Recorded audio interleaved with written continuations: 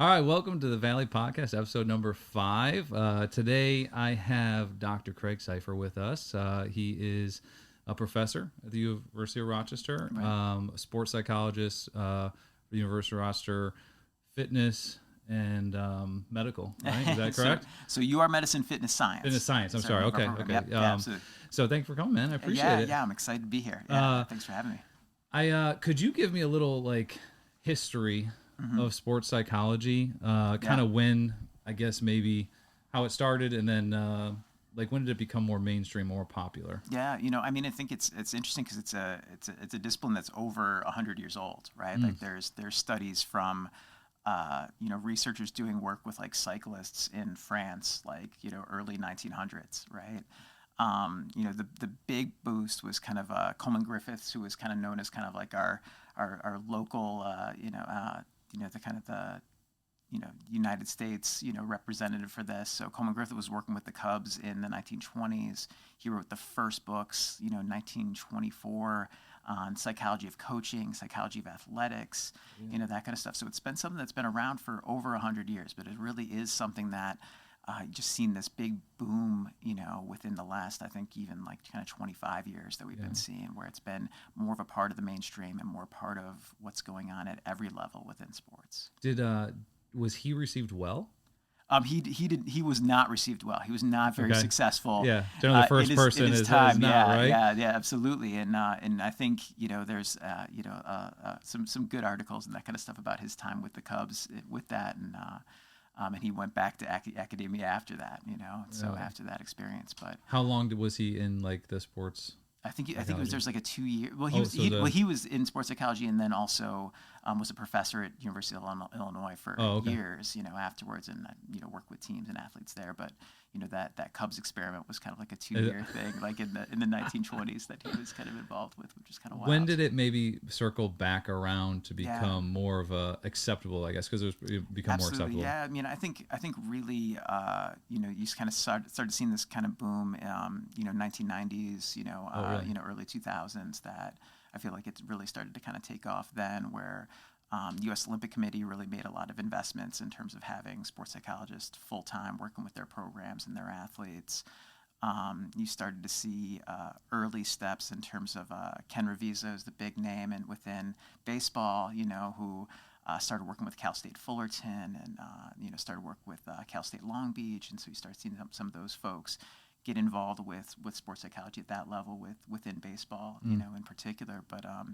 And some other people kind of step forward within golf and some of these other areas, and then continue to kind of see it grow, over the decades there. So, What was the kind of the first sport that kind of really started? Obviously, the person you were talking about was baseball, really, with the Cubs, right? But when it kind of had its resurgence, was there a specific sport that was kind of the front runner in accepting it again, or was it just kind of it naturally happened amongst? I think it kind of had this flow that kind of builds over time. Okay. I think certainly at some of the college levels where they were kind of reaching out and connecting with, sports psych, people on staff, and then kind of some of the college level. But I think in terms of the, there's certainly within golf and within baseball where you have a lot of time to be in your head, right?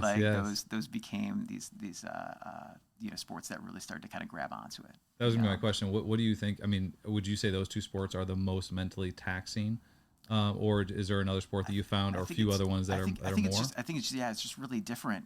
Like there's different mental demands within that, and so there are some of those sports like that where it's kind of a little bit more like time in your head and like that kind of demand and to be thinking things through.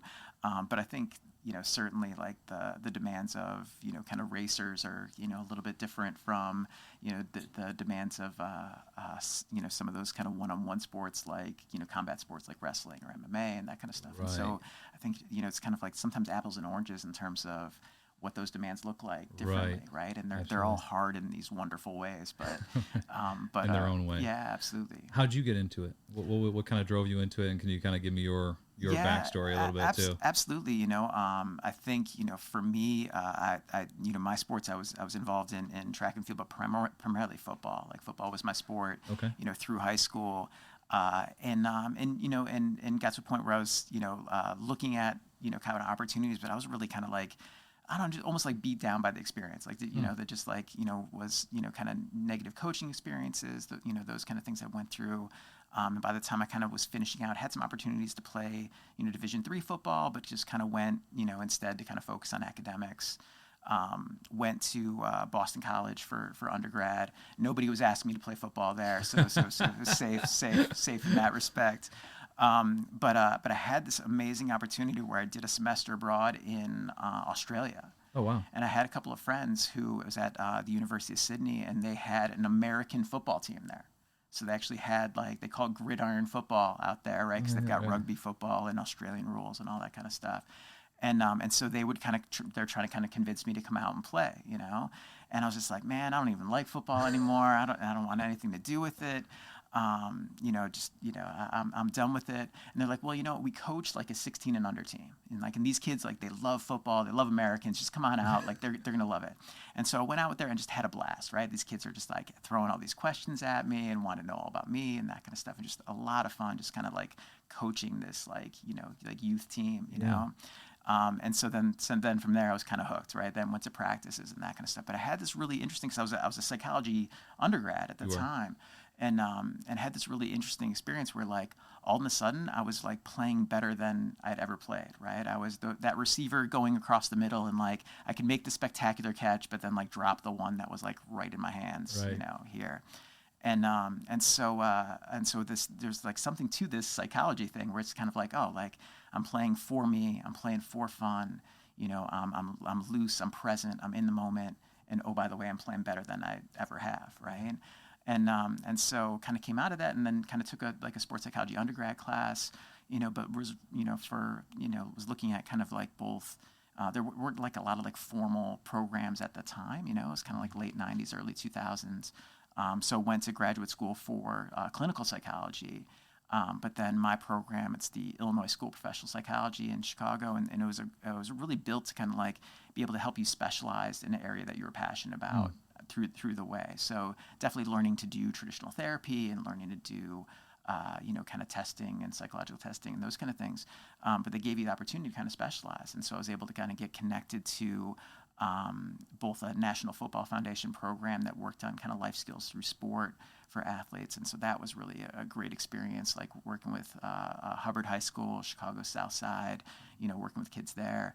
And then got connected to my mentor, who was at the University of Illinois Chicago.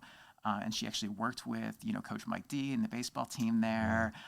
Curtis Granderson was our famous guy who was there at the time, you know. And so got exposed to, you know, working with teams there, you know. So next thing I knew, I was, you know, working with, you know, softball there. I'm riding the bus to exotic locations like Green Bay, Wisconsin, and Cleveland State and those kind of things, right? And was just an amazing experience, right? And so working with athletes there. And then when I finished out, you know, I'm a Rochester guy, right? Like, grew up here, and so kind of came back here.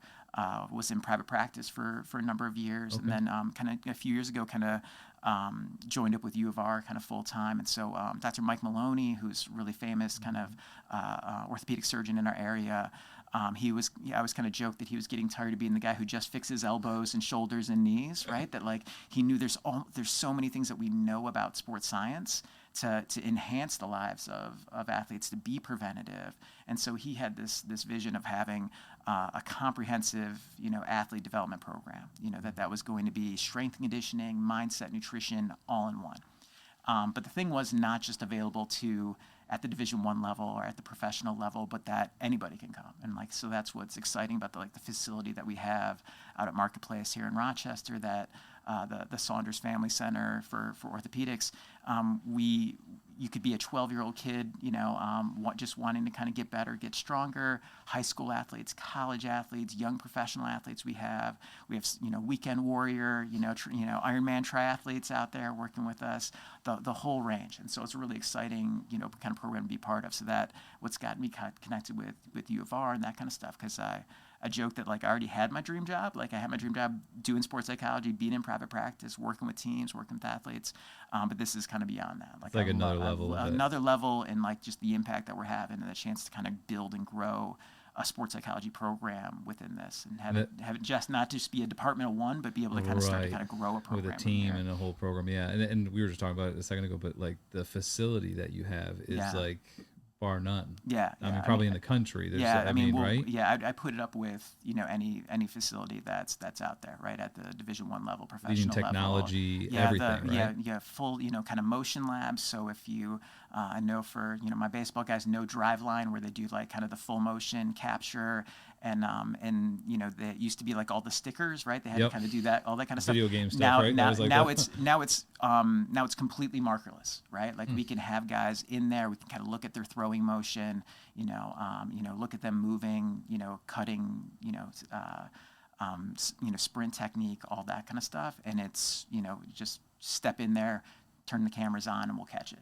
Wow. So it's just wild, like the stuff that we are doing, can do, and the future of it is going to be really That's exciting. Amazing. Yeah. You touched on something when you were talking about when you were in Australia and you started playing again, about how much better you performed, and you kind of mentioned some of the things that your mindset of being present for your teammates and things like that actually helped you perform better. Mm-hmm. I'm curious on the part when you said like for your teammates, but like more like the team aspect, like thinking more of that actually helped you as an individual perform better. We had on a gentleman, a good friend of ours, CJ Beatty, and he was played pro ball, and he was talking about his best year was when he kind of gave up playing for himself and played more for his team. Yeah. And he was just saying that was the biggest change for him, was when that happened. And then to hear you bring it up, just like hint at it again, is there like a real science behind that? Yeah, absolutely. Like even like there's a really interesting study that they did with NBA teams, and so they took some just like full kind of camera capture of how many times the players were physically touching each other, high fives, fist bumps, hugs, right? And then they looked at what that actual records of those teams, success of those teams, and independent of salary cap and independent of how many all-stars they had, the teams that had more physical contact between each other in the preseason had better success, had better records down the road. Wow. And so just the things we can see on a camera, right? That's not even, what are we seeing, in terms of team culture and values and all those kind of things that become so important, right? That like, just kind of those kind of things are really kind of fascinating. That's incredible. And it I feel like at some level we all know that. Right, yeah. But the fact of not, I don't know if we put enough attention to it. Yeah. Even as a coach, right? I mean, we always talk, have good culture, good chemistry. We talk chemistry. Yeah. But the real science behind, this actually affects wins and losses. Is maybe we need to put more attention to that. That's powerful, actually. That's really, really neat. I didn't know that. Yeah, and sometimes like some of the things I do, especially with teams, can come across or kind of look a little bit goofy, right? Like I'm doing stuff like rock, paper, scissors tournaments, right? Or kind of some of these minute to win it games or that kind of stuff. And I just kind of have to ask the coaches sometimes, like, you just got to bear with me, right? There's a method to my madness of like, there's going to be lessons that come, because even with rock, paper, scissors, when it comes down to those final two, there's a lot of lessons about like, who are you when you are in the spotlight? Who are you as that player when you need to kind of come through? And then who are you when you're not in the spotlight? Are you being the biggest, hype man or woman, for that team? When you are not the one who's definitely in the spotlight, has to be throwing rock or scissors to kind of win this thing. Who are you in that moment? That's so good. And again, I didn't. Just more, I think it's sometimes it's something innately you just kind of know that helps, right? But not knowing that it truly really does. Absolutely. We used to do when we were more involved with like travel teams and things like that.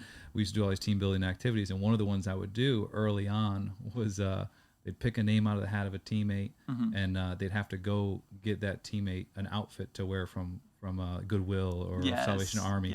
And no matter what they bought, that teammate had to wear it for our night. And obviously you get a bunch of guys, 16-year-old boys. Absolutely, I mean, they're trying to embarrass the mess out of their buddies, right? Absolutely. And the reason I did that is because it broke down the egos. Yeah. And so everyone had to wear these things, these ridiculous silly, outfits all night, as absolutely. they're doing games and doing these different things. And all of a sudden the 16-year-old kid that has we all have a large ego, and Absolutely, like I don't want to be embarrassed, all that stuff. Yeah. It broke it down to then like, oh, we're all in this type of thing. Absolutely, and I always, and even when I talk to former players, I mean, they graduated from college now, and they talk about those more moments, than any of the games we played, absolutely, those moments. Yeah. That's super cool. I've heard you talk a little bit about just on other podcasts or things about a predator mindset. Yeah, absolutely. Could you elaborate on that a little bit? Yeah. So these Gene Zanetti, who has done a lot of work within wrestling, to kind of talks about it. So I kind of adopted it from him. So predator mindset, in the way that he kind of talks about is that if you want to identify what a predator animal is, it's eyes in front, likes to hunt, right? That you need to have that binocular vision, front of your mind, be focused on that. And so a little bit less of like needing to be a tough guy or needing to be, this or that kind of stuff. But like predator animals, they're focused on the moment, right? They're focused on the 6 feet in front of them. And so if we can kind of be a little bit more like task focused, simplify things in a way that kind of help you to just kind of be focused going forward, that's where we want you to be. And so that's the opposite of, he kind of talks about prey mindset, right? Eyes on the side, likes to hide. Like animals that are prey animals, from squirrels up to horses, physically, like their eyes are set on the side of their head to kind of be able to detect threats in their environment, right? So even these big, powerful animals like horses, if you stand directly in front of a horse, it freaks out, right? Like it can't see directly in front of itself. Wow. And so there's all these things that we can kind of get stuck on the side, right? Rankings and exposure and what's going on and what do my teammates think, or what are coaches thinking, and that kind of stuff. And the more we can kind of get locked in on just being in the present, being in the moment, how do I simplify things in terms of being, for my wrestlers, it's just kind of being position to position. For my baseball guys, it's playing pitch to pitch, right? Like, how can I just kind of be able to kind of narrow down that focus to this moment, How practically does that look? So like, like when you're talking with an individual and you explain that to them, because I mean, it makes sense. So it's, how do you put that into practice, or how do you get their mind to be that way? Yeah, so like, it really there's kind of 2 key parts, right? It's kind of like awareness and regulation, right? How do we have really good awareness about where I'm at mentally? And so I talk about kind of these zones of performance. We can have like too little energy, and that becomes a problem. I call it kind of the gray zone, right? We can have too much energy, and that becomes a problem. That could be frustration, that could be anger, that could be anxiety, that could be stress, that kind of stuff. And I call that the red zone, right? Kind of running too hot, too in the red. And we need to be in the green zone, right? And so sometimes, the green is optimal energy, optimal performance, and that can look different, right? That's going to look different from a middle linebacker to a starting pitcher to a hitter to my wrestlers, right? And so how do you have that awareness? Like, what does it look like for me when I'm at my best? And then how do we, get you there? So how do we get you there in terms of breathing techniques, muscle relaxation, visualization and imagery, our own self-talk, what do we say? And so how do we build up this suite of skills to kind of build that mental game plan for you? And so how do we break that down for those athletes in terms of throwing a lot of skills at them, right? There's a lot of different things out there that we can do. And then how do we tailor it to what, is going to help them to be the best they can be? Yeah. In your opinion and your experience, I guess, is it easier to bring someone from a red zone to a green, or from a gray zone to a green? I think we have a lot more tools from red to green, right? Okay. Like, so those guys who can be really fiery, really, really hyped up, and kind of just bring in a little bit of that edge, reel it in a little, because if we think about gray to green, like that's a little bit more about things like goal setting and motivation and your why, right? And so certainly can help athletes kind of dial into that why. If that why is not that strong, that's a little bit more challenging, right? Yes. Or if the why belongs to somebody else, right? It's mom and dad want this why, or people expect this of me, or those kind of things. Needing kind of dial into that why, it's a little bit more tricky and a little bit more kind of existential and philosophical, kind of going gray to green in a lot of ways. Is, right? is that easy to pick out when you're talking with someone on, like, or if it's a if it's someone else's why these these kids are playing. Is that pretty like does that stick out like a sore thumb for you when you talk with them? Two questions that I asked first session, with everybody. One is why do you do what you do, right? Like why baseball? Why wrestling? Why football? Why your sport, right?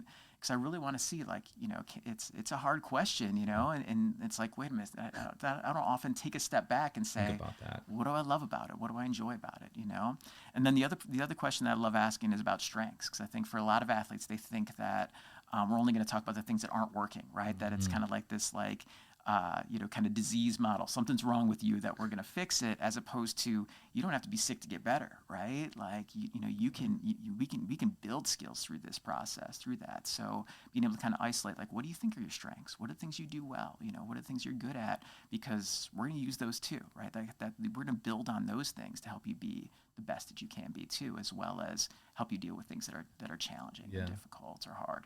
And based on those answers, you have a real good idea of where they're at and what direction you need to take with them. Absolutely, right. It really gives me a good insight of what makes them tick a little bit, right? Because that can be a really, really long conversation, right? Of the whys and dialing into that and hearing the stories around it and that kind of stuff. It can be really fun. Would you say those are two great questions for even like coaches to ask their players, even though they're not necessarily as equipped to help in the areas as you may be after you get that response, but just to know where the player would be. And I tell coaches this all the time, like, you're already in the mindset game, right? Like whether you chose you chose that, whether you consciously, like whether you were more of an X's and O's guy, that kind of stuff, you're already in mindset and building culture and that kind of stuff. So my role is like, how do I support, So I think it's a great question to ask, being like, kind of have some of those individual one-on-one meetings that, may throw some of those athletes off, but like, wow, we can get a really rich discussion from like, all right, why do you do it? Or like, what do you feel your strengths are?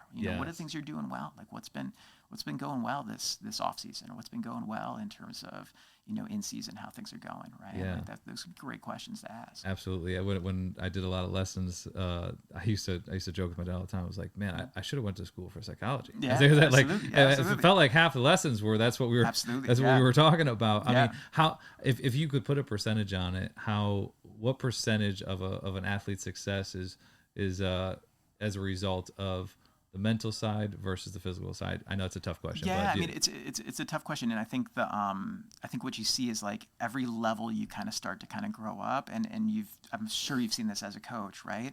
Like the mental side of it goes, because like once you get to a certain level, everybody's got certain physical skills, right? Or they've got really good game IQ and knowledge and of what's going on, but that separator, certainly. So I think.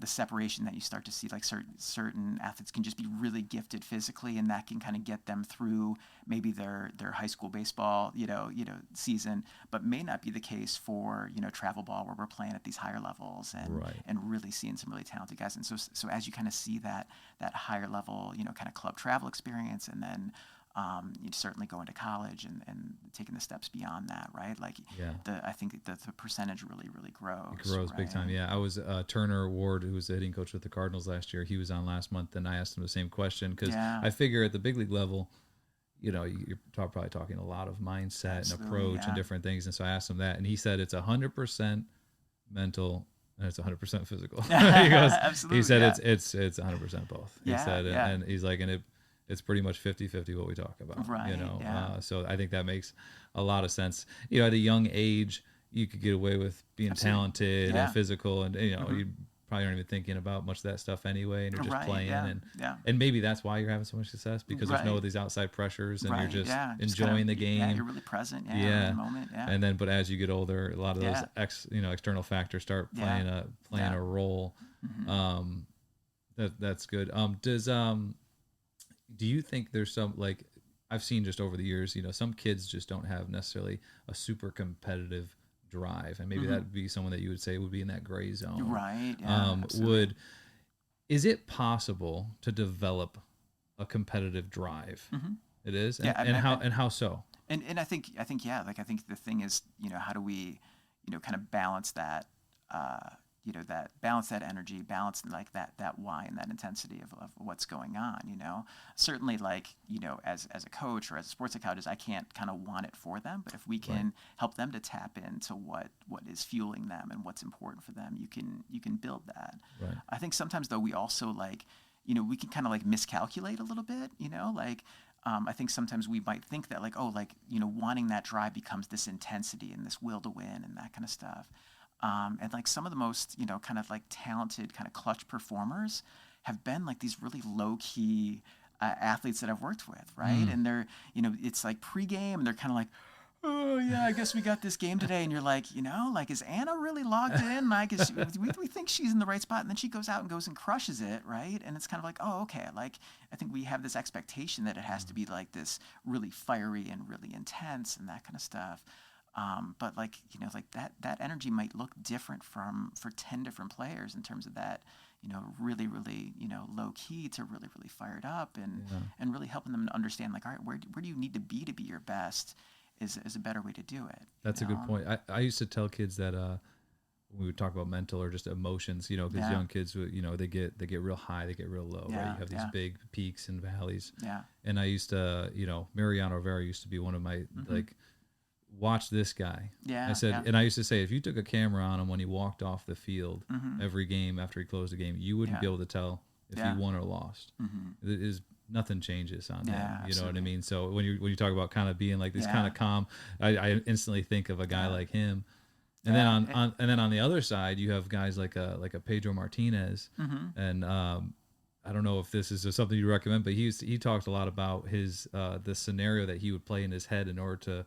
When he was on the mound, he used to have this scenario that they were his mom was held captive, and they were if he didn't strike this guy out, life or death, like that, and he would get himself in that mode to get him amped up. I mean, I don't think Mariano had that mindset, but I could be wrong. Maybe that's what he was thinking, and he just wasn't showing that. Yeah. Is that beneficial to kind of create scenarios? Do some people need to create those scenarios to get there? Yeah, and like need to kind of have this thing like be a little bit ticked off, to be a little bit upset, right? Like a little bit fired up to kind of be their best. And pitchers are a great example, right? Because you see so much of like the body language and the energy that they show, and so like you have those guys who are the Trevor Bauer, Chris Sale, need to be really fired up and to that degree, and then guys who just need to be cool, calm, collected, chill, kind of your Clayton Kershaw kind of guys, right? And so it's really there's not just one way to do it, you know. There's you have to kind of be true to your personality and what works for you, and be able to kind of like then unlock it for there, right? Is it the same thing as far as with hitters versus pitchers?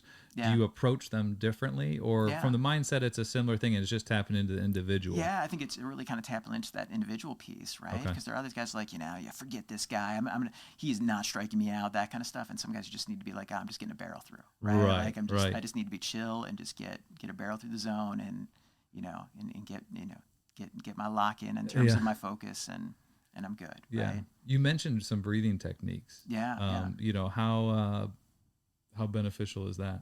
Yeah, I think breathing is absolutely like the MVP of mental skills, right? Like really? It is it's so core to us that we have, if you think about everything from like just kind of clearing our mind to being able to be in the present, right? Like we're breathing all the time, but we're not necessarily being really kind of focused or mindful about our breathing. So if we really kind of dial in on our breathing, it kind of focus us to be in the present, right? We have to kind of like notice that air coming into my nostrils, down to my lungs, down to my diaphragm, all the way back out. And so all that expectations or pressure just kind of pulls us back into the moment, So how would you recommend? So is that how it is? You're actually thinking through the each breath? How when you're talking with an athlete and let's say it's one, is the breathing before every pitch? Is it before every at bat, or I guess all the above? Yeah, it can be, right? Like and I think like because we say to kids all the time, kind of deep breath, right? And like what like our young little kids do? They I feel exactly the same. Breathing doesn't help. Coach, why you tell me to breathe, right? And it's more about like how do we slow that breath down, right? And how do we get really present with that? And so even like simply, I tell guys like in for 5 seconds, out for 6 seconds. And I'm like, all right, why out for 6? And they're like, I don't know, some scientific. I'm like, it's just one more than five, right? It's just reminding us to kind of slow it down at exhale. Because a lot of my guys, especially in those tension-filled moments, they'll do a good job with that inhale, and then they'll just want to rush it out, and it just kind of keeps them in that hyped up, thing. And if I want you to go gray to green, right? Like think about guys with a lot of weight on the bar, like, right? Like those quick exhales to kind of amp up, like that can be really good for you, kind of like if you do need to kind of rev up that energy or late in a practice or those kind of things. Yeah. But really kind of slowing down that exhale is what's going to kind of help us to kind of calm down. And there's lots of different kind of techniques to get there with that. You hear all kinds of like different ways to number and count it, but it really comes down to, can we slow it down? Can we get present with that breath? Like that's what's key. I've always heard this. I don't know if it's true, and I tell you it's true, but doesn't it actually slow your heart rate down? Absolutely. It slows your heart rate down, decreases muscle tension, settles down blood pressure, like just really amazing stuff in terms of just physiologically changing, settling yourself down. Yeah, because I remember reading something about they were doing something with the Pirates organization, and I'm sure it was a sports psychologist that was working it, and they gave an example of snipers before they shoot, and it was talking about they were using the same breathing technique to calm the heart rate, because obviously it starts speeding up, and they kind of tried to apply that to walking up to an at bat, and they tested guys, and they did all this different thing. I always found that incredibly interesting. Yeah, and I like the ramp up though, because I think we forget about that, because everyone's always like, take a deep breath, calm down. But I think that's a really, really valid point, that sometimes we need to ramp up. Yeah. And breathing could help with that too. Yeah. And like the baseball example, like for like, one of my guys, it's slowing down his breath, kind of like in the hole to on deck to stepping in. Right. And then when he wants to get on the base paths and go be dangerous, he's getting that quick exhale to kind of start to kind of fire himself up and start to get going, and like, all right, I need that a little extra energy to kind of like, make that read, fast twitch muscles, get out there on the base paths and go be dangerous, right? Yes, absolutely. And so like kind of understanding, so like understanding yourself and then also understanding the situation, right? Like we could use that for different situational stuff. Yeah, that's good. Okay, you want to pull up, I want to get your reaction to this video here. So this is what we did. We decided to bring people into the lab and run a little experiment. And these people adopted for 2 minutes either high power poses or low power poses. And I'm just going to show you 5 of the poses, although they took on only 2.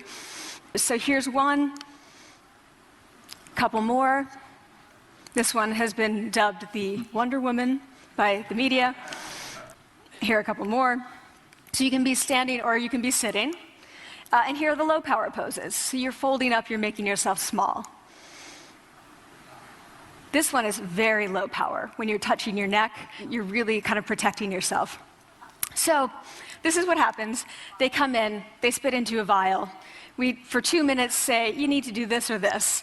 They don't look at pictures of the poses. We don't want to prime them with the concept of power. We want them to be feeling power, right? So 2 minutes they do this.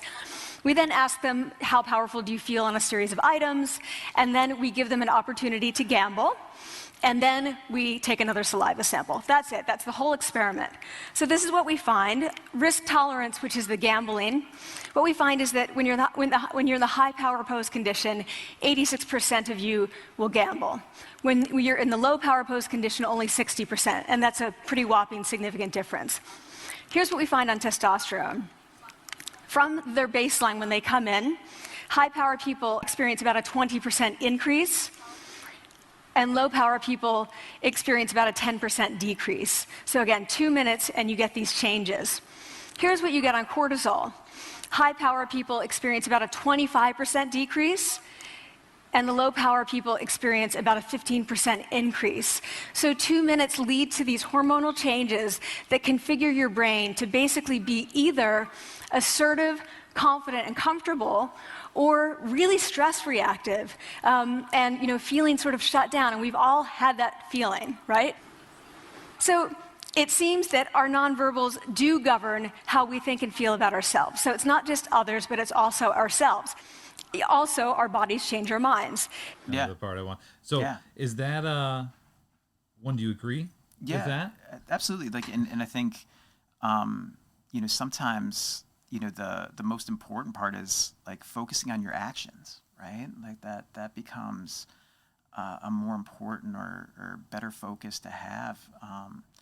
I think for a lot of times, for that pitcher, if we can kind of get them to get tall, right? Like that's going to help to kind of like broaden out, feel more confident out there in those moments. So if we can kind of focus on that nonverbal, focus on actions that then lead to feeling a little bit more comfortable, a little bit more relaxed, a little bit more loose, right? That becomes key. Is it safe to say, because the response I'd always get to kids when I'd bring this up is like, well, I don't feel that way. You know, I don't feel like I should be I want to slouch, I want to drag, put my head down, and it's like that's how I'm feeling inside. And but is it safe to say that it is better to fake it? And it can, like what she's saying, it actually does change how you feel. Absolutely. By making that change in your body language. Physically is actually changing the way your brain is responding to that. Yeah, there's one sports psych consultant that I've always loved is Trevor Mowat, and he talks a lot about like neutral thinking. And so instead of this like either everything has to be positive or everything has to be, everything's going to be negative, we know we don't want to be negative, right? Like that negativity, even if I am feeling that way, is not helping me. But like what you're hearing from some of these athletes is that like, well, you're telling me to be positive and that's fake, right? Like my brain knows that that's fake, my heart knows that that's fake, I can't be fake.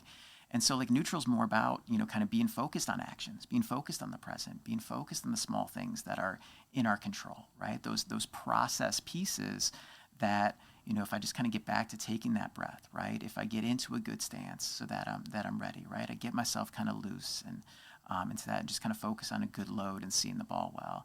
None of that's like, I'm the best, I'm going to go crush it, I'm going to go kill it, right? It's just kind of dialing more into kind of like the simple, kind of process things that we are actually in control of. And then that starts to kind of lead to kind of better momentum. So we may not get all the way to like, full power pose and feeling more positive, but it's like if we can, kind of monitor our body language to bring it into a little bit more neutral rather than slouching, right? If we can bring it into a little bit more neutral in terms of our thoughts of just like, all right, let's get this barrel through the zone, right? Let's get my hands up, be quick hands, those kind of things, then, we're going to be in a better spot overall. So safe to say you think that coaches should put real attention to that as far as players' body language on the field. Absolutely, yeah. Just because it will affect their play. And just even like alerting to them to that, like how do you think your body was feeling in that at bat? Like what do you think it was like? Did you notice it, right? Like asking some of those questions kind of help them build that awareness because a lot of times they don't even know, what they're looking like or what's going on there. I might be a little bit out of the box too on this, and so push back on it. But when I was rewatching this, before you came on, I had this thought because even when I was looking at the pictures of how the non-power poses that she explained, and my instant thought was that's how we hold our phones. Right. Literally, everything is here and tight. Everything is just is not, all the power is open, is with kind of confidence or whatever. And I think of, they say 50% of adolescents, have dealt with some sort of mental, illness, or 1/3 of low self-esteem. How much outside of everything else that goes along with phones and cyberbullying, and I'm sure a lot that probably are larger factors, but just the basic factor of me putting my body in this non-powerful position for a long time. How does that affect the way I feel about myself? Yeah, you can't necessarily dismiss that, right? Like it becomes part of this stew of like all these other things, right? Like you said, kind of the bullying, and then certainly if you think about things like like an Instagram and social media, like what are you seeing? You're inundated with like everybody's 5% coolest, best lit, most amazing experiences that they're going, and you almost get like brainwashed into like, oh, like this is what life is like for them, right? And especially like as an athlete, because like the athletes that I work with, like, I can even get lost next. I see like their Instagram feed. I'm like, oh man, they're killing it at school this fall. That's great. And then they come and meet with me. And I'm like, yeah, doc, this has been really rough. Like this has been so hard. This isn't going this school well. I'm like, wow, if I just looked at your feed and saw all the sunshine and best lit photos and you in action and killing it and fall ball and that kind of stuff, like I thought you're doing great. Right? Absolutely. It can be deceiving. It's so true. Do you ever recommend like for young people, like when you're talking with them, even just about some of that stuff, like, this is a part of our culture, obviously, social media, how do you navigate that with them? Because I wouldn't imagine you would just say, hey, don't do it, because it is a part of our society and things Absolutely, like that. So what are some good advice for young people with that? Yeah, so one thing I even like recommend is kind of like even like notification management, right? So all these notifications and the badges that we get, like it's all designed to kind of like pull our attention in, not necessarily when we want to. It's just kind of pulling us in. So we get all these alerts and these messages and everything kind of flashing up, and especially like even if we can like kind of like turn off notifications for everything but calls and texts, then when you're going into an Instagram, you're going into a Snapchat, like you're choosing to go in. Right? Like you're taking that step into it rather than being drawn into pulling it, you in, right? And especially maybe like kind of key times if you're thinking about sectionals or or going into playoffs or some of these kind of big moments, even more so. Like, hey, this might be a really good time to kind of dial back and like cut out all notifications other than text and calls, and just like so then if you're going into these apps, you're choosing, and you're choosing to go into those to kind of see what's going on. And you see a lot of even some professional athletes come playoff time, you'll see all of a sudden they turn everything off, so they're not distracted. So it's even at the highest level you see that as well. You see that. Do you ever recommend like as far as like a time, because once you're on, even so you're not notified, but I do choose to go on. It's like next thing you know, I've been on here an hour, I've been scrolling for an hour. Do you ever like recommend to students, or just be like, hey, have a time limit to it, or whatever, set a timer on your phone or that kind of stuff? Could be beneficial. Absolutely. I also, when I was younger, my dad always used to give me these books to read as far as the mental side pitching, because when I was young, I really struggled with body language. Every car ride home was a talk about the body language. I remember that. So it's read a lot, but I remember there was one book that this did kind of stick with me a little bit, and I think they called it neurolinguistic programming, I think was what they called it. And it was basically how our brain didn't recognize negative commands. So I want to actually see if this is true or not, because I read this and I was like, oh, that's pretty good.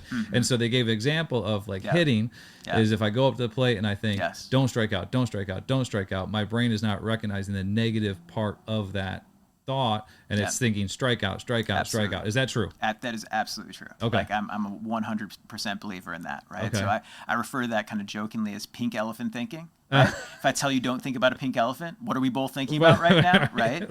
And so I think like sometimes my athletes, in an effort to kind of not be negative, right? They're thinking like, okay, I'm gonna say don't make that mistake, don't make that turnover, don't do this, don't, no's, nevers, and our brain is not wired to pay attention to those intros and articles, right? Like it's wired to focus on actions and objects. So it's strike out, right? Like it's make a mistake, right? It's turn the ball over, right? Like that's what our brain gets dialed in on.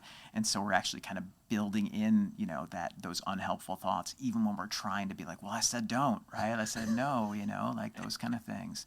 And and so I really kind of work a lot on, like, especially when we're talking about self-talk, well, what are we really saying there, right? Like, what are we really wanting you to do, right? Like, wanting to get, that barrel through the zone, right? Wanting to lock in on my target, right? Like what are the things we want you to have happen, and that needs to be what we're filling your self-talk with. And it kind of goes back to what you said about the predator mindset. Absolutely, right? That's more of an action-based, eyes in front, versus worrying about not doing something on the side, something's going to get me, whatever. Right.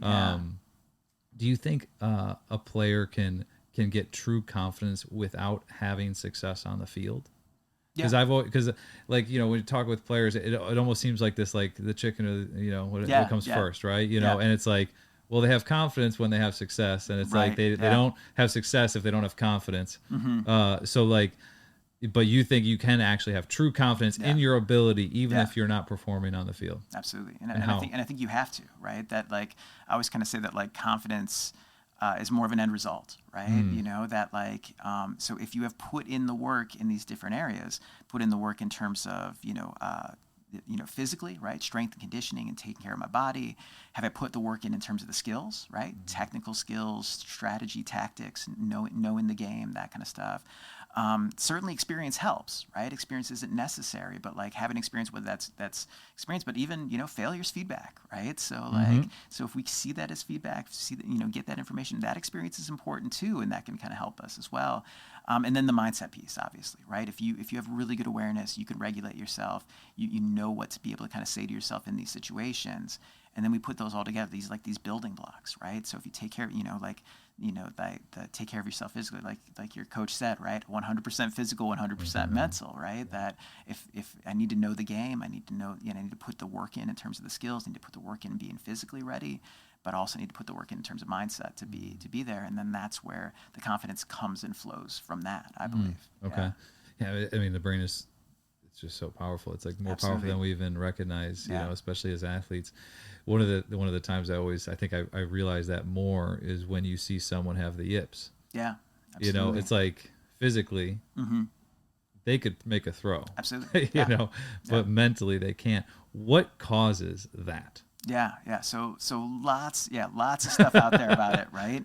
One of the kind of technical terms we call kind of a focal dystonia, right? Which basically means that there's a focus issue here, right? But it's also in terms of the dystonia is kind of in terms of our muscles, how it's responding to the situation. What I tend to find is that focus, instead of being like really narrow, right, and really targeted externally, right, then that focus gets to be all over the place, right? And so for that pitcher who can't hit the strike zone, he's thinking about what's coach thinking, what are the other guys on my team thinking right now, what's going on here, what's going to happen because of this. All this focus is going all over the place instead of just like locking in on that. And so even with a lot of my guys, it's like, how do we really narrow down that focus into not just the catcher's glove, right? But like what's like one string that I'm focusing on, right? Like aim small, miss small, right? Like just like dial in on the smallest thing.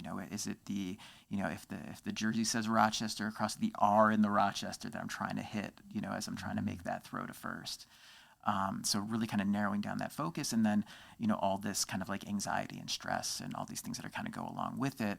Do we have the skills to settle that down, right? Are we working on our breathing? Are we doing some muscle relaxation to loosen, relax our muscles? Those kind of things as well. Yeah, because that snowballs on you. Absolutely, yeah. Right. Yeah, it's like speaking publicly for the first time is you walk up and then all of a sudden like your breath is gone and it's like right? and then with every word that comes out of your mouth, the panic ensues even more. Absolutely, right. I could for kids that have have the yips or they can't throw, it's like with every throw that they don't make, you see it on their face. Yeah. It's like, I am never going to be able to throw back the ball back to the pitcher as a catcher, or and whatever it may it's be. This primal thing that comes out, right? It's this fight or flight, kind of response that gets going. Like how am I trying to kind of find my way to safety, right? Yes. And like the scary thing is like, what's everybody thinking of me? Is what the fear? That's the bear. That's the wolf. That's the primal thing that kind of gets going on there, right? And so the best way to handle it would be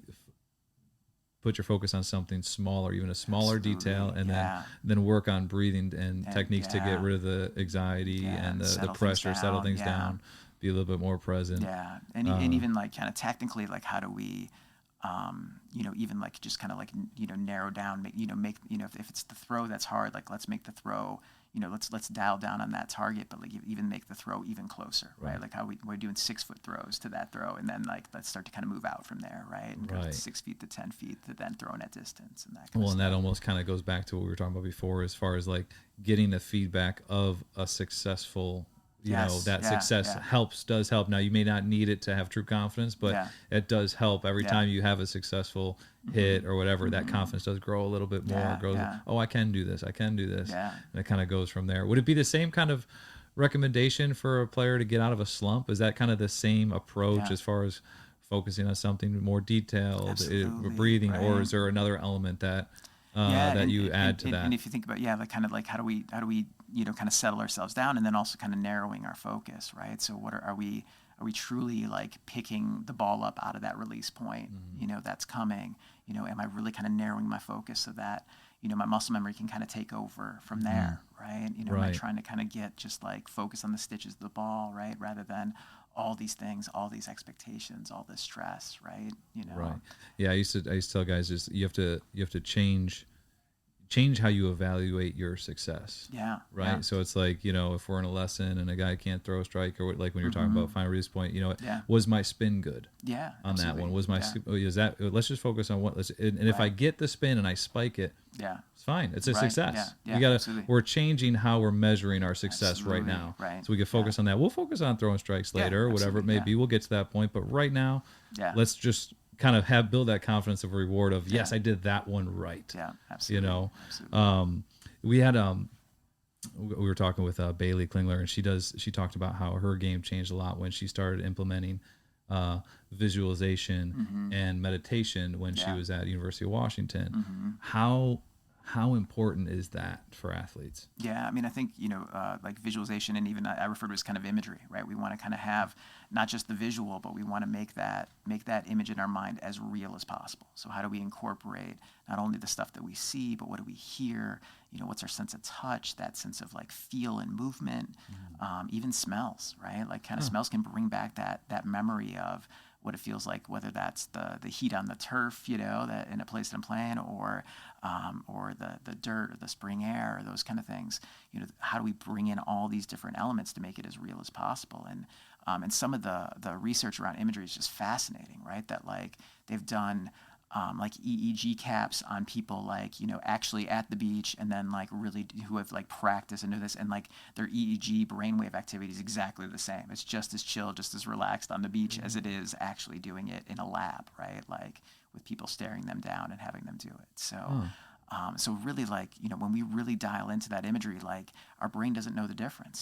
So we can get reps for some of these, more difficult things like combat sports or that kind of stuff. We can get reps that are no risk of injury, right? Like in terms of, think about pitching and pitch counts and all the things we're trying to do to kind of limit that. Like we're not putting any additional stress on ligaments and shoulders and that kind of stuff, right? And so you can get all these reps that prepare you for these big moments in a way that's completely healthy, completely safe, and keeping you locked in and prepared. Is that something that they could do? Like, obviously, if someone's coming to you, you can help walk them through that. Is there a practical way, for maybe some kids or parents that are listening? They're like, man, like I want my kid to do that, or I want to do that. Yeah. Is there a practical way for them to do that at home? Yeah. Like, what would you recommend, I guess, for that? Because I think it's really important. And I always just a joke with kids that, I struck out more people in front of the mirror. Yeah. I probably, I'm the record holder for that, and I wasn't even thinking about it at the time. It was just what I did when I was little. Right. Yeah. And, but I think the more I would read about it, that's actually a powerful element. Absolutely. But so like, how can someone practically institute that into, I guess. And I think to kind of think about like, all right, like what's the task, like what's the situation, is that pitching, is that hitting, is that, in another sport, or what's going on, what are we trying to execute? And then really breaking it down, right? Like in those kind of pressure filled moments, what are you going to see, right? Like, what are you going to hear? What's your sense of touch? What are the elements there? And so just kind of breaking down all those senses and just kind of writing those down. And then, kind of closing your eyes, start with that breath, right? Kind of calm ourselves down and kind of get that focus, and then kind of break through in your mind, like, all right, like, what do I see? What do I hear? What do I feel? And then just like executing that, and really kind of gearing towards probably like 15 to 30 seconds, right? Like, having to, the idea of like visualizing an entire half of a soccer match, like, is not realistic, right? So just think about like, what are those small moments? In baseball, you perfectly, right? You have a pitch, you have a swing, right? Like, we can kind of do that. Some other sports is a little bit more difficult, but can we, think about like a combo for my MMA athletes, right? Or that kind of stuff. Like, what's a combo we want to throw, or, that we want to have. And so like, can I just kind of see that happen in that 30 seconds, see that success, open up my eyes, take that breath, relax, shake out whatever I need to do, and then kind of dial back in. How long of a period would you recommend doing that? So you're doing it in small increments, but is there a certain period of time that you say 10 minutes, 15 minutes, or what would it be?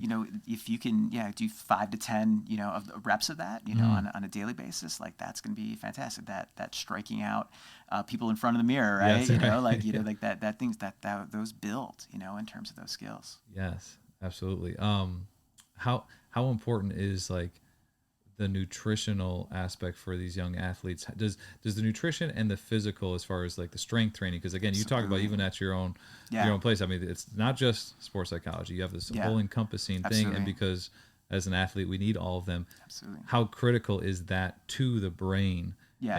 And having that mental toughness and be able to compete at a high level. How close of a marriage is that? Absolutely. I mean, I think that is hand in hand, right? Like that, Holly Gilligan, our registered dietitian, like she's, just does such great work in terms of being able to help athletes. And I think sometimes they don't realize how much fuel they need, right? That they're kind of under fueling in a lot of ways.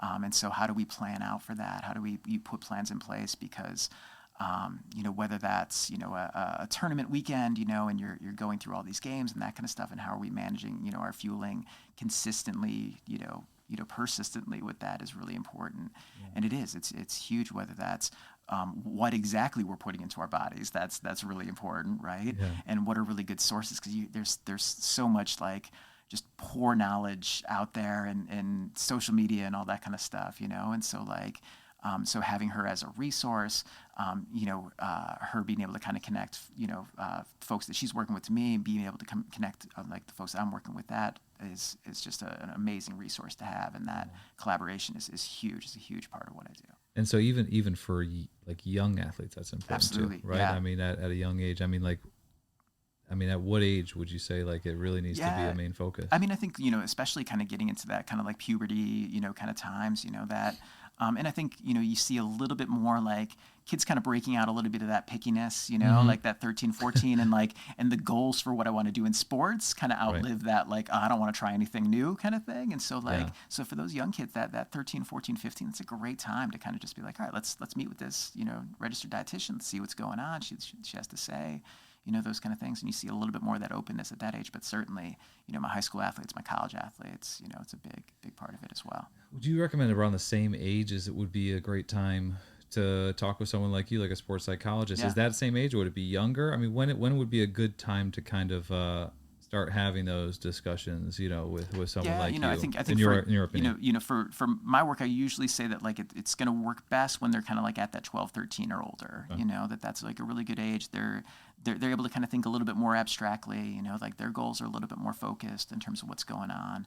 Yeah. Certainly, I've had some kind of younger athletes, but those are usually like some of these kids who are really serious at a young age, kind of like gymnasts and tennis players, that kind of stuff, where they may be, at 10 or 11, they're traveling the country already, in terms of what's going on, these really gifted, kind of young athletes.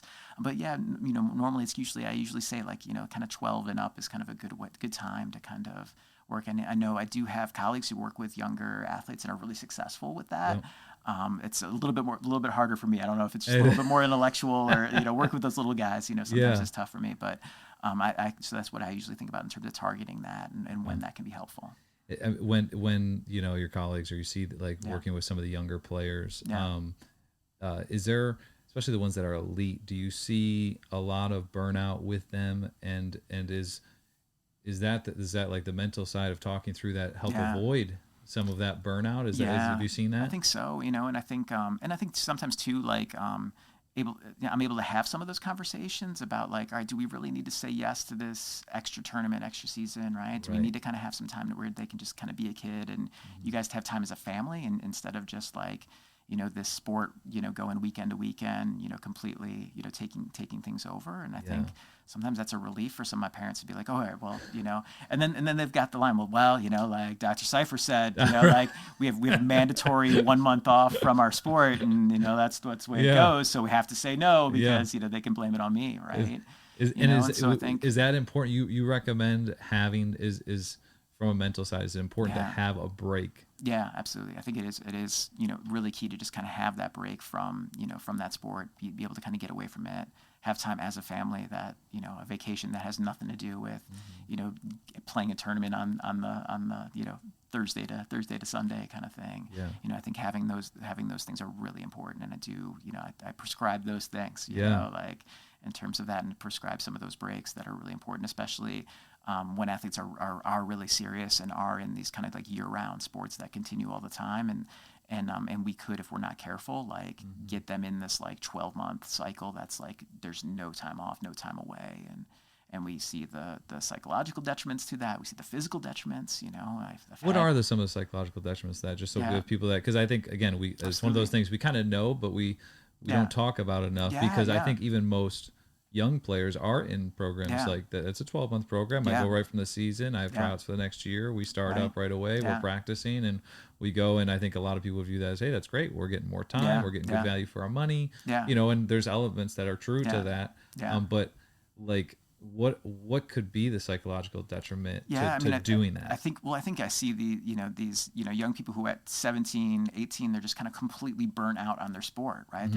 They don't like it anymore. They don't want to do it. They're stuck, and then they're cutting that off, and then it's kind of like, okay, well, now what? There is another sport for me to kind of go to at this point. I don't know.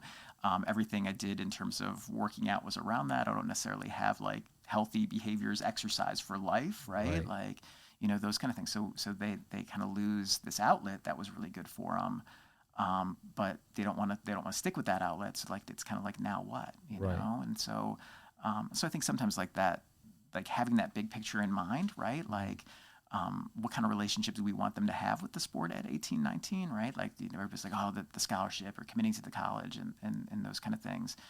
But if you commit to the college and you hate it and you don't want to go, you hate the sport at that point, and you're completely burned out when you're going to be doing more work than you're ever going to be doing at that age, right? Like, that 14, 15-year-old is that important to be, so all in professional mindset then, when, like that's just going to burn them out at 17, 18. Like, what's your goal as a parent, right? When they're quitting on you, and they're quitting on the sport at that age, when they still have all this opportunity, they still have all this what's going on. In reality, I mean, what's 1 month taken off, in the whole scheme of things, right? You know, it's not like your kid's not going to be, still really good. You're still training 11 months of the year, right? I mean, you're still putting in a lot of work.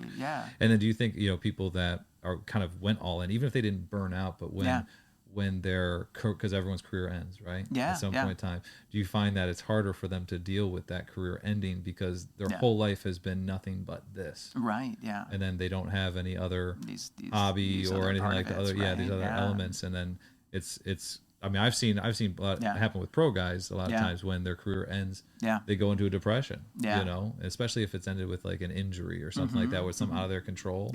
And it's hard for them to come to grips with, this is it, because when you talk with them, it's like, well, this is all I've done.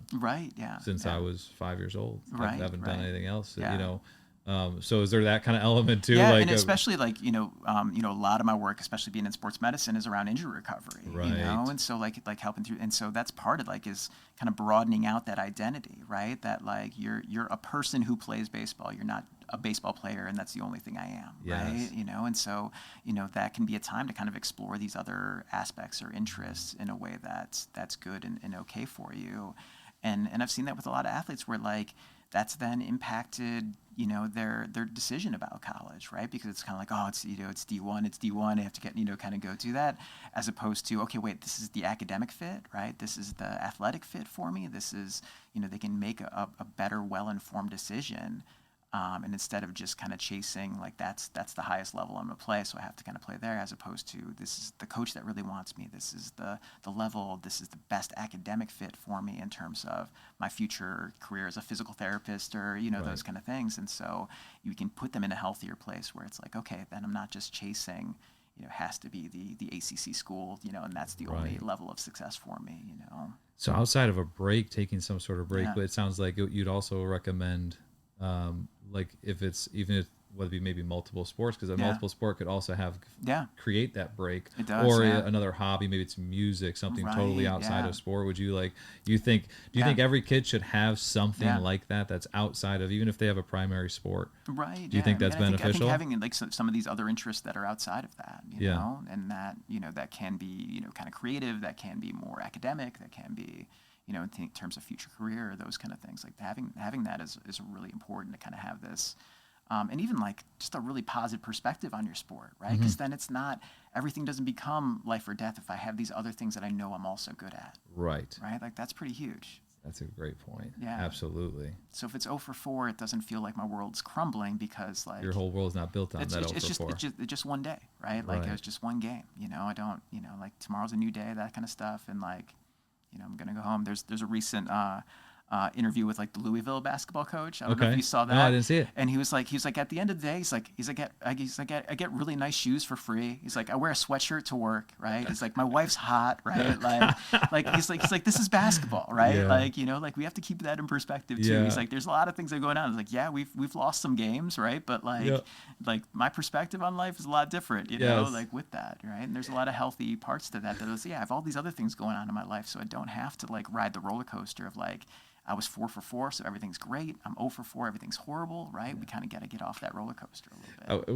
We talked with Lloyd McClendon. He was the hitting coach for the Tigers for a long time, and it was so like Miguel Cabrera, you know, obviously unbelievable hitter, and we were asking him just like, yo, what's it like to be, you know, Miguel Cabrera's hitting coach, and you know, what's his, and I mean, he had nothing but he just raved about him, but he said one of his greatest assets was his mental side of it, and how free he played. Yeah. And he said, you know, Miguel would go 0 for 4 one day, and he'd come into my office and he'd knock on the door and say, Lloyd, you are the worst hitting coach I have ever seen in my life. But then he'd go, but tomorrow you're going to be the best. That's right. You know, like, and that's just how he played. That's how he played the game, just like this free, you know, and I think it's a good point. I think having your life also have other elements kind of makes a lot of sense that your world wouldn't crumble down by just one day of having a bad one. But if your life does revolve around that, it's very easy to understand how hard a kid or even a professional athlete would take those days. Absolutely. Would you say that like coming to see someone like you, a sports psychologist, is beneficial for all people, even if they're not struggling with anything mentally? You know, it's just like, and they feel great, they're having a good time, but like still beneficial to come in and chat. Yeah, and I think it can be just kind of be like, you know, even to just like establish that connection, you know, like it's not necessarily like what we can kind of put some core skills in place that might help you to be really good for your season. And then, you know, may not see that guy for a while, right? Like I was kind of saying, like, you know, like you're not signing up for this every week for the rest of your life here, right? Like, you know, 6 to 10 sessions, we're going to put a good set of skills in, together. You know, and put a good plan together. And then, you know, if it gets to be big moments, you know, big showcases, you want to check back in and refresh, or, you know, big opportunities, you know, that kind of stuff. And there was, you know, another video I saw recently. So it was, you know, Max Brown, who was like a 5-star quarterback athlete. And he really struggled in college. Like he was at USC and then kind of ended up bouncing around a lot. And he was saying, he's like, if you have a really talented, you know, athletically talented kid, he's like, you should get them to a sports psychologist when they're 14. He's like, when they're, you know, he's like, when they're 14, when they're 15, he's like, when nothing is going wrong. He's like, because then when the challenges come, and those challenges are going to come, right? Like now it's not a thing. Right now, it's not like, okay, something's wrong with you, so we need to go see this guy. It's like you already know Dr. Cypher. You already know your sports psych. He's there for you, you know. So if you just kind of establish that connection, he's like, it doesn't have to, you know, it could be 2 sessions, right? And just kind of get to know that person, find a person that's good for you, and then, you know, if they're just kind of you know on the back bench of your team right now.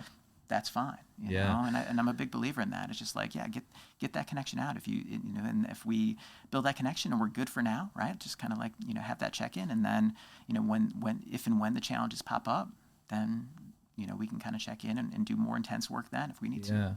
Yeah, and I agree with that like 1,000%. I mean, because I think even just some of our guys, I've brought it up to, you know, and I've had some of my guys come work with you, and they've loved it, and I think that you know, the way I explain it to them, because anytime you bring it up, I'm sure you get this. It's like, well, what's wrong with me? It's like, no, I'm not saying anything's wrong with you. You know, like, you know, you may be swinging well, but you're still coming to my hitting lesson. You know what I mean? And like, you know, with this and talking with people, and we just talked about how important it is and how much it affects your game and your performance. Right. It's like you come to a hitting lesson every week. You know, you're like, if you could get 5-10% better by learning some different skills to better prepare yourself for your at-bats. Again, I'm not a professional sports psychologist, so I'll help you as much as I can, but to go to an expert, like you're going to expert hitting, absolutely. Like, that's beneficial. That's going to help you. Why wouldn't we want to do that, even if you don't have any issues? But I think some, obviously there's just a stigma for young kids. I think, you know, there's like, oh, I don't want to go see a psychologist, you know? And then I think sometimes parents, I could be wrong in this, but like they, it's almost like they feel like they're opening up Pandora's box on it too. Like it's like, well, we're not talking about it now. They're not thinking about it. I don't want them to start like getting in their own head and like, you know, like there's what they call it. Was it the the Baader-Meinhof phenomenon, where like it's like once you're aware of it, and then it's like it's everywhere, you know, like that. Yeah. Is there any negative to going at it? I know you recommended, kind of 12, 13, 14, but would there realistically, there's probably no real negative, right? Am I right? Right. I think so. And like, even for like some parents will say, well, what do I say to them about it? Right. Like, what do I tell them? And be like, just tell them we're going to try this out once. Yeah. Right. And I think we have all these things in mind of like, oh, this means that there's something wrong with me, or that I'm fundamentally broken, or that kind of stuff. And also just like, what is it going to look like? Right. Like, they've never done it before. They don't know what even a session looks like. I'm going to be the old guy with the beard and the jacket with the patches on the sleeves, and make you lay down on the couch, look at ink blots. And that's not what I do. I always kind of say, like, I'm a mental skills coach at heart, right? Yeah. Like, and so I'm a lot more of a coach than I am, like this psychologist that you have in your mind. And a lot of us in sports psych are going to be that, right? We're going to be more of, these, kind of mental skills coaches that can really be helpful for you through that. So give it a try once, right? And if, and I always kind of say, I'm not in the business of making athletes come meet with me, right? Like, not fun for them, not fun for me, but I know my stuff. I'm good at what I do, and I can be helpful for you along this journey. And like, and whether that's right now or whether that's not right now, that's fine, but like, let's talk about it and let's meet, and then we'll make some decisions from there. Yeah. I mean, there's a reason why every professional team has a sports psychologist, and that's that was one of my other arguments too. And the teams the teams that are really successful, right? Like the Dodgers have like 7 people on staff who do my job, right? There's one who's just with the big league club. There's guys who just travel within the minor league system. There's one who's just at their Dominican academy, right? There's a guy who just works on more the mental health side of things. So like, are you struggling? Do you have more stuff outside the game that you need to kind of work with? And they have folks who just work on that end of things. Yeah. And so those high level organizations that are in the playoffs, yes, it's they spend on their payroll, and they spend on their services. Yes. So they don't just have one guy who's trying to kind of do the work all over. They're invested in this at every level. So there's somebody who's just in the rehab facility, out in Arizona, and just working with athletes there. So they're investing in that all the way through.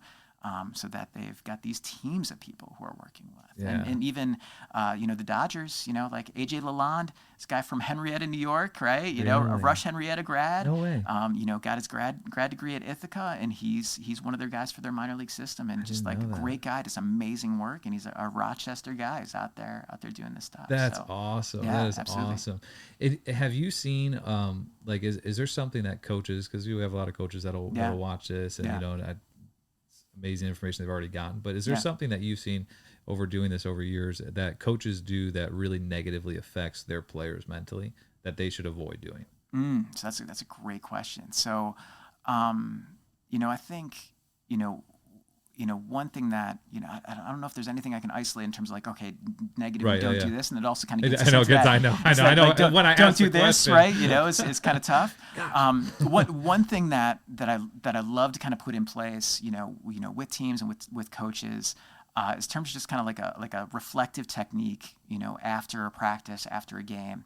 And I kind of stole it from like Navy SEALs. Okay. So they do these after action reviews, right? They go out on a mission, they come back from their mission.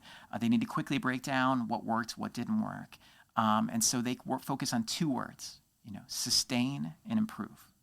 So sustain, what are the things that worked? 2 or 3 things. What went well, right? What are the things we saw? And then improve, how are we going to get better? For the things that didn't work, what does that mean? Because this gets us a little bit off of the results-oriented roller coaster, right? It was a great game, 4 for 4, everything's great. 0 for 4, horrible game, nothing worked, that kind of stuff. So even in the worst of days, there's going to be things that we did well, that we can kind of focus on and like take a couple of those things away. And then for the things that didn't go well, which is real, like even on the best of days, there's some things that didn't go well. It gets us focused on forward, right? Like what are we doing to improve those things that are going on? And so that sustain, improve kind of approach is something I love to kind of put in with coaches, put in with teams, put in with individual athletes that I work with in terms of reflecting on a way that's going to help us be successful. That's really good. As we wrap up, I'd love for you to give, and it maybe that's just what you just did, but some advice for parents. Yeah. Car ride, you always hear about car ride home. I'm sure there's a lot of damage that's being done, on car rides home and things like that. And maybe it's that, what you just said. But do you have another element or another piece of advice for parents with young kids as they're going through their whole development of a career. You know, ways to help them navigate that. Yeah. So something that I kind of stole from a really good colleague of mine named Jared Spencer. He always says that no conversation about the game until they are showered, fed, you know, hydrated, right? So if we can wait, right, you know, wait that out, right? Because I don't know about you, like when I am thirsty, I am hungry, I'm starving, you know, I'm dirty, you know, I do not want to have conversations about my performance, right? Like I may have done great, I may have done absolutely bombed out on things, but I'm not in the mood necessarily to kind of do that. But if you think about like, all right, let's get them fed, let's get some food in them, like get them a shower, and then as a parent, that also kind of helps you to think about like, is this that urgent, right? Is this really something that like I need to work out for myself, or I need to do that? Because you may be like, maybe that wasn't that important for us to talk about. Right. And so I think, you know, kind of having a little bit of that just kind of brings a little bit of distance, puts us in a little bit better mindset, and then be like, I have a question about that. Lowers the emotions a little bit. Take a little bit of that emotion, like that time can kind of be helpful, and then then if we really want to kind of talk about that performance, that game, you know, what happened that day, then we can have a conversation about that. Yeah, you know, that's great advice. Yeah. Love that.